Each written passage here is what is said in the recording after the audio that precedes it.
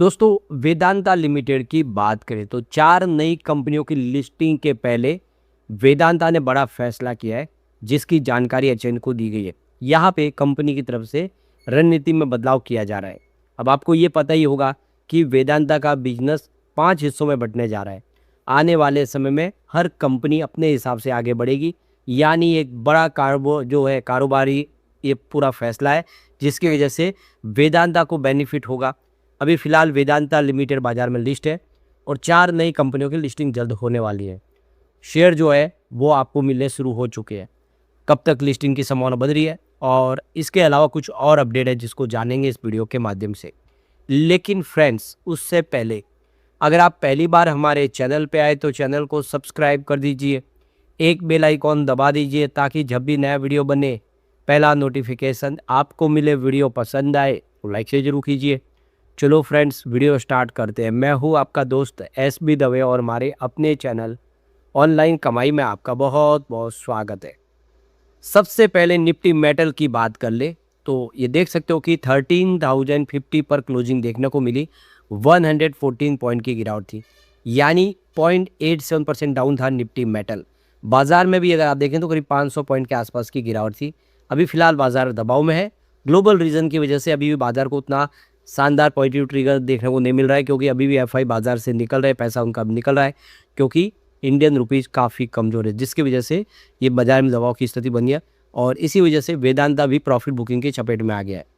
तो ये देख सकते हो कि वेदांता का शेयर BSE पर 296 पर क्लोजिंग दी है, जहाँ पे 2.91% की गिरावट थी, यानी यहाँ पे प्रॉफिट बुकिंग हावी हो गई है। अब ये देखिए 305 पर क्लोजिंग थी गुरुवार की और फ्राइडे को 308 पर पॉजिटिव शुरुआत हुई, पर यही 388 जो है ये हाई बना थी। 308 से ऊपर स्टॉक बढ़ नहीं पाए और गिरते वो 296 पर आ गया, तो 300 का लेवल इसने तोड़ा है। तो 143 बना हुआ है लो इसका वेदांता का, और हाई है वो 317 का है। तो 317 से स्टॉक 296 पर आ गया है और इसके पीछे वजह है प्रॉफिट बुकिंग। तो प्रॉफिट बुकिंग तो लाजमी है, स्टॉक काफ़ी ज़्यादा दौड़ चुका है। जब पूरा स्टॉक था, यानी वेदांता पूरा का पूरा बिना डीमर्जर का स्टॉक, वो भी 400 के आसपास था, और वो 400 का स्टॉक जो था वो 800 तक चला गया।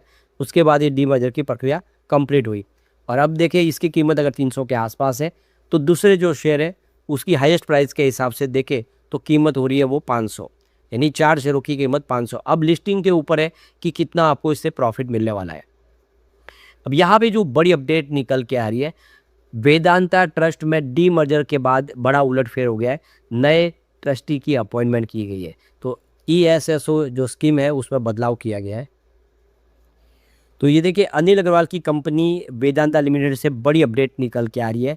खबर है कि कंपनी के trust Vedanta limited ESOS trust से है, इसमें बड़ा बदलाव हुआ है और ये बदलाव 1 मई से लागू हो गया है, यानी डीमर्जर के साथ साथ ये बदलाव भी ऑलरेडी हो चुका है। वेदांता लिमिटेड ने 8 मई 2024 को स्टॉक एक्सचेंज में इसकी जानकारी दी है। वेदांता के ट्रस्ट में 2 नए सदस्यों की अपॉइंटमेंट हुई है। यह नियुक्ति 2 पूर्व सदस्य रोहित अग्रवाल और अनुश्री बावना के इस्तीफे और डीमर्जर के बाद हुई है। तो 2 जो मेंबर थे उन्होंने इस्तीफा दे दिया, इसकी वजह से नई अपॉइंटमेंट की गई है। तो दरअसल वेदांता लिमिटेड ने अपने कर्मचारियों को शेयर देने की प्रक्रिया को संभालने के लिए 2016 में वेदांता लिमिटेड ESOS ट्रस्ट नाम का एक ट्रस्ट बनाया था। अब ये ट्रस्ट के मूल जो दस्तावेज है वो 7वीं बार कुछ बदलाव 7D ऑफ यहाँ पे देखिए वेरिएशन किया गया है और इसके तहत कंपनी ने ये जो नया बदलाव है 1 मई 2024 से लागू माना जाएगा। तो ये रणनीतिक कदम कंपनी के हालिया बिजनेस में डीमर्जर के बाद उठाया गया है। कंपनी ने नए ट्रस्टी की अपॉइंटमेंट की है और ट्रस्ट डीड में बदलाव किया है, ताकि बची हुई इकाई और नई बनी जो परिणामी कंपनियां हैं, यानी वेदांता लिमिटेड और 4 जो नई कंपनियां जो अब जिसका गठन किया जा रहा है, उनमें कर्मचारियों के स्टॉक विकल्प योजनाओं का सुचारू रूप से प्रबंधन सुनिश्चित किया जाए। आपको ये पता ही होगा कि वेदांता समय समय पे अपने एलिजिबल एम्प्लॉयज़ को बोनस शेयर बांटती है ESOS स्कीम के तहत। तो इसीलिए हर कंपनी इसी तरह से बोनस शेयर बांटती है। जो एम्प्लॉय ने अपने टारगेट को अचीव किया उनको समय समय पे इक्विटी बांटी जाती है बोनस के रूप में। तो इसको सुनिश्चित करने के लिए इन्होंने इसके अंदर जो ESOS ट्रस्ट है उसमें बदलाव कर दिया। यह बदलाव सभी पात्र कर्मचारियों के लिए इक्विटी इंसेंटिव के आर्थिक मूल्य को सुरक्षित रखने के लिए किया गया है, यानी उनको समय समय पे उनके जो शेयर है वो मिलते रहे। हर कंपनी के हिसाब से अब निर्णय लेना होगा, अलग अलग कंपनियाँ हैं और किस तरह से उनको ESOS स्कीम के तहत बोनस शेयर बांटने, उसके ऊपर ये फैसले होंगे।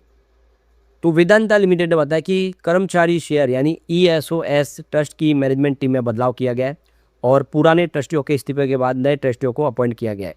इसकी आधिकारिक जानकारी कानूनी दस्तावेज के जरिए दर्ज की गई है। राहुल अरोड़ा और प्रीत सेठी को ट्रस्ट में अपॉइंट किया गया है। तो ये दो नई अपॉइंटमेंट यहाँ पे की गई है। तो ट्रस्टियों में मनमीत सिंह के साथ साथ नए ट्रस्टियों जैसे राहुल अरोड़ा और प्रीत सेठी की अपॉइंटमेंट हो चुकी है। तो वेदांता का डीमर्जर हो गया है। कंपनी 5 हिस्सों में बढ़ चुकी है। Vedanta aluminium metal limited, Vedanta oil and gas limited, Vedanta iron and steel limited और वेदांता पावर लिमिटेड और मेन कंपनी वेदांता लिमिटेड। 5 हिस्सों में कंपनी बढ़ चुकी है। तो इन संस्थाओं के लिए इक्विटी शेयरों के द्वितीयक अधिग्रहण की सुविधा प्रदान करेगा ताकि यह सुनिश्चित हो सके कि डीमर्जर पूर्व विकल्प प्राप्तकर्ताओं को चाहे वे कंपनी में बने रहे या स्थानांतरित हो जाए, मौजूदा प्रोत्साहन में कोई कमी ना आए। तो ऐसा है कि जो लोग पहले से कंपनी में काम करते हैं और उनके वो स्कीम का बेनिफिट मिल रहा है, तो कंपनी का डीमर्जर होने के बाद अलग अलग कंपनियां बन जाएगी। हो सकता है कि उनको कोई और कंपनी के अंदर जाना पड़ेगा, जैसे कि वेदांता एल्यूमिनियम है तो उसकी जो अभी फिर वेदांता लिमिटेड के जो भी कर्मचारी हैं वहाँ पे शिफ्ट होंगे, लेकिन उनके जो शेयर उनको मिलने चाहिए, जो उनका बोनस हक का है वो उनको मिलना चाहिए। इसका पूरा यहाँ पे ध्यान रखा जा रहा है। तो ट्रस्ट हर योजना का प्रबंधन एक कार्यात्मक रूप से अलग व्यवस्था के तौर पर करेगा, जिससे अलग अलग कंपनी में योजनाओं के बीच संपत्तियों या देनदारियों के आपस में मिलने की स्थिति नहीं बनेगी। ट्रस्ट को संबंधित परिणामी कंपनियों के निदेशक मंडल द्वारा स्वीकृत ऋणों का उपयोग करके सेकेंडरी मार्केट से शेयर खरीदने का अधिकार होगा। तो इस तरह से ये पूरा का पूरा वापस यहाँ पे रिस्ट्रक्चर किया गया बिजनेस को, 2 नई अपॉइंटमेंट हो गई है। ऐसे में आने वाले में जो एलिजिबल एम्प्लॉयज हो गए उनको बोनस शेयर भी दिए जाएंगे। अब यहाँ पे जो कि वेदांता के शेयर होल्डरों को 1-1 के रेशो में शेयर अलॉट होने शुरू हो चुके, उनके डीमेट अकाउंट में शेयर आने लगे हैं। तो ये देख सकते हो कि ये प्रक्रिया पूरी शुरू हो चुकी है ऑलरेडी। तो वेदांता की तरफ से ये कंफर्म कर दिया गया है कि शेयर लोगों को देना शुरू कर दिया गया है। तो 4 नई डीमर्जर कंपनियों के शेयर उनके डीमेट अकाउंट में आ रहे हैं और 11 मई 2026 ये डेट ध्यान रखना है, ये प्रोसेस कंप्लीट हो जाएगा। तो डेट हमारे सामने आ चुकी है, यानी 11 मई 2026 आपके तब इस डेट तक अगर आपके अकाउंट में जो भी शेयर अभी नई डीमेट अकाउंट में है तो वो आ जाएंगे। उसके बाद लिस्टिंग की प्रक्रिया को आगे बढ़ाया जाएगा। तो ये जो लिस्टिंग होगी ये मिड जून तक होने की संभावना बन रही है। तो प्रोसेस कंप्लीट हो चुका है, जल्द ही आपको शेयर भी अलॉट हो जाएंगे और आप उसको ट्रैक कर पाएंगे, आप उसको बेच भी पाएंगे और आप चाहे तो नए शेयर खरीद पाएंगे। तो काफ़ी अच्छी गुड न्यूज है वेदांता के लिए। एक अपडेट यहाँ पे और निकल के आ रही है, टेक्समो रेल को वेदांता एल्यूमिनियम की तरफ से एक बड़ा कॉन्ट्रैक्ट प्राप्त हुआ है।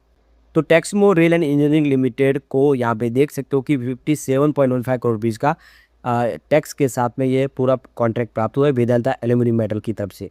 और इसमें हमको सप्लाई और कमीशनिंग का काम है, रेलवे रैक बना के देने।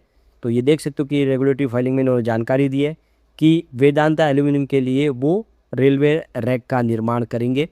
ये देख सकते हो कि वेदांता रेलवे सेक्टर में भी बहुत तेज़ी से अपने बिजनेस को बढ़ा रही है और यहाँ पे एक बड़ा इन्होंने कॉन्ट्रैक्ट दे दिया है टेक्समो रेल को। टेक्समेको रेल जो है वो ये सारे रेलवे प्रोजेक्ट करती है। तो काफ़ी अच्छा कंपनी का बिजनेस है, यहाँ पे संभावना काफ़ी पॉजिटिव है। ऐसे में निवेशकों के लिए यहाँ पे संभावना ये दिख रही है कि आने वर्ष में वेदांता धमाका कर सकता है। लेकिन फ्रेंड्स, कोई भी इन्वेस्टमेंट करने से पहले अपने फाइनेंशियल एडवाइजर से एडवाइस ले ले या अपना खुद का रिसर्च करें, क्योंकि मैंने वीडियो आपके एजुकेशनल पर्पज़ के लिए ही बनाए। वीडियो पसंद आए तो लाइक से जरूर कीजिए और चैनल को सब्सक्राइब कर दीजिए। Thank you friends.